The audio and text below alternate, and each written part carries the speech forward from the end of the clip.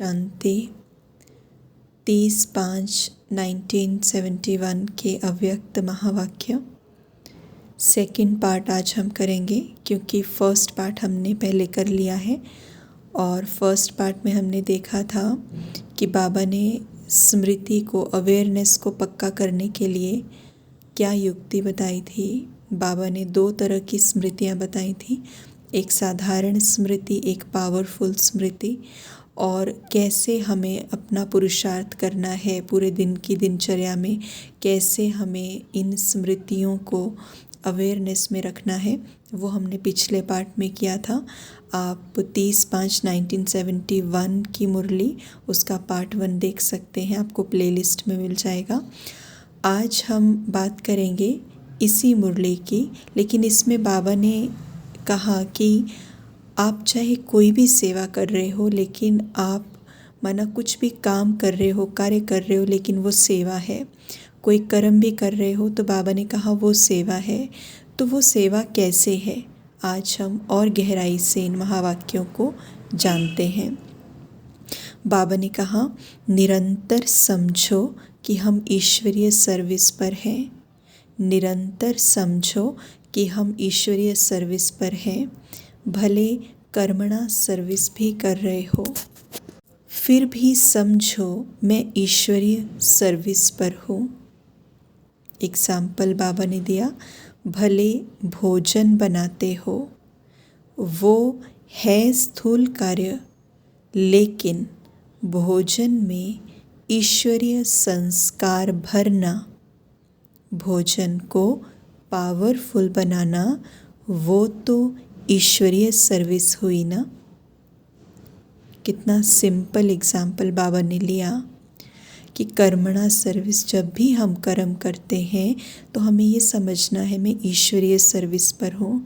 अब हम भोजन बनाते हैं, हम ऑफिस में जाते हैं, हम लोगों के साथ बातचीत करते हैं, इंटरेक्शन में आते हैं, तो वो तो हमारे स्थूल कर्म हुए। अब हमारे पास ऐसा चांस है कि हम इस स्थूल कर्म को ईश्वरीय सर्विस में बदल दें, ईश्वरीय कर्म में बदल दें। कैसे बदलें, बाबा ने एक एग्ज़ाम्पल उसका दिया है, और उस एक एग्ज़ाम्पल के आधार पर हम बाकी का आइडिया बहुत अच्छे से लगा सकते हैं। तो बाबा ने कहा भले भोजन बनाते हो, वो स्थूल कार्य है, लेकिन भोजन में ईश्वरीय संस्कार भरना, भोजन को पावरफुल बनाना, वो तो ईश्वरीय सर्विस हुई ना। जैसा अन्न वैसा मन कहा जाता है, तो भोजन बनाते समय ईश्वरीय स्वरूप होगा, तब उस अन्न का असर मन पर होगा। तो भोजन बनाने का स्थूल कार्य करते भी आप ईश्वरीय सर्विस पर होना, आप लिखते हो ऑन गॉडली सर्विस, तो उसका भावार्थ क्या हुआ, हम ईश्वरीय संतान सिर्फ और सदैव इसी सर्विस के लिए हैं, इसी सर्विस के लिए हैं। भल उसका स्वरूप स्थूल सर्विस का है, लेकिन उसमें भी सदैव ईश्वरीय सर्विस में हूँ। जब तक ये ईश्वरीय जन्म है, तब तक हर सेकंड, हर संकल्प, हर कार्य ईश्वरीय सर्विस है। ईश्वरीय सर्विस है क्या, जो बाबा ने भोजन का एग्जाम्पल दिया ना, कि उसमें ईश्वरीय संस्कार भरना। ईश्वरीय संस्कार क्या है, बाबा ने कहा भोजन को पावरफुल बनाना।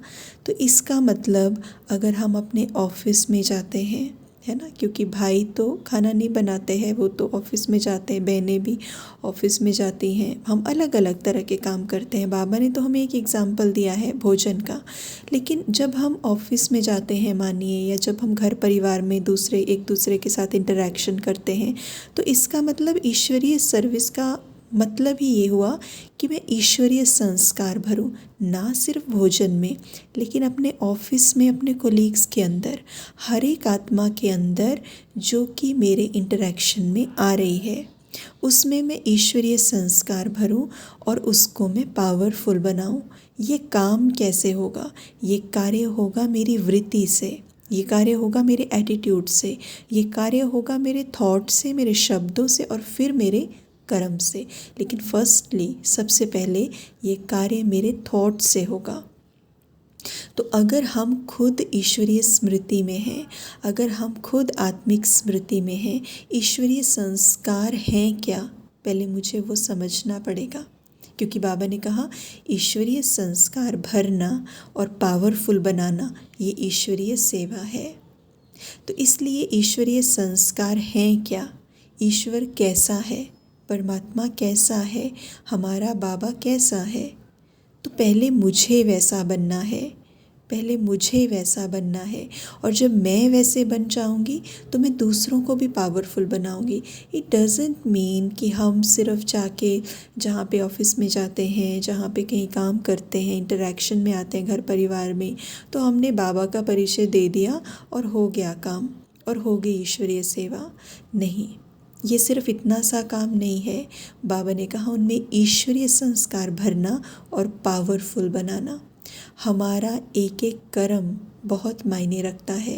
कई बार ऐसे होता है हम उनको परिचय तो दे आते हैं आत्मा परमात्मा का, लेकिन जब वो हमारे व्यवहार को देखते हैं तो वो कहते हैं कि ये वही हैं जो परमात्मा की बड़ी बड़ी बातें करते थे। So we need to change. जितना हम खुद को परिवर्तन करेंगे उतना हम दूसरे के अंदर ईश्वरीय संस्कार को भर सकेंगे और दूसरों को पावरफुल बना सकेंगे। और जैसे जैसे हम ये कार्य हर रोज़, जैसे बाबा कह रहे हैं कि हर संकल्प में, हर कार्य में, हर सेकंड ये चीज़ करो, तो हम ये सोचें कि हमारा उनके ऊपर तो छोड़ ही दें, लेकिन हमारा खुद के ऊपर कितना अटेंशन जा रहा है बार बार, मुझे बदलना है, मुझे बदलना है, मुझे बदलना है। तो कितना अटेंशन, इसको बोला जाता है याद और सेवा का डबल लॉक। ये है सेवा। तो बाबा कहते वो लोग थोड़े टाइम के लिए कुर्सी पर बैठकर अपनी सर्विस करते हैं, आप लोगों के लिए ये नहीं है। सदैव अपने सर्विस के स्थान पर कहाँ भी हो वो स्मृति में रहनी चाहिए, फिर कमज़ोरी आ नहीं सकती। कमज़ोरी कैसे आएगी? क्योंकि हमारा काम क्या है ना? बाबा ने सेवा की डेफिनेशन बता दी। काम क्या है? ईश्वरीय संस्कार भरना और दूसरों को पावरफुल बनाना। तो बाबा कहते कमज़ोरी नहीं आ सकती। जब अपनी सीट, सर्विस की सीट छोड़ देते हो तो सीट को छोड़ने से स्थिति भी सेट नहीं हो पाती। सीट नहीं छोड़नी चाहिए। कुर्सी पर बैठने से नशा होता है ना, तो अगर सदैव अपने मर्तबे की कुर्सी पर बैठो तो क्या नशा नहीं रहेगा? कुर्सी या मर्तबे को छोड़ते क्यों हो? थक जाते हो क्या? तो बाबा ने ये हमें एक और टेक्निक बता दी कि ईश्वरीय सर्विस है क्या।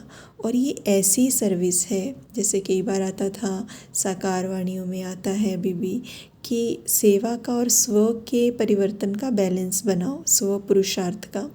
तो ये तो ऐसी सेवा है जिसमें हमारा अपने ऊपर भी ध्यान जाएगा और सर्विस की सर्विस भी हो जाएगी।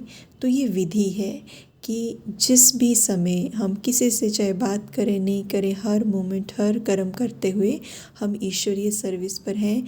माना हम या तो वातावरण को शुद्ध कर रहे हैं अपने संकल्पों से, या हम दूसरों में ईश्वरीय संस्कारों को भर के उन आत्माओं को पावरफुल बना रहे हैं। ओम शांति।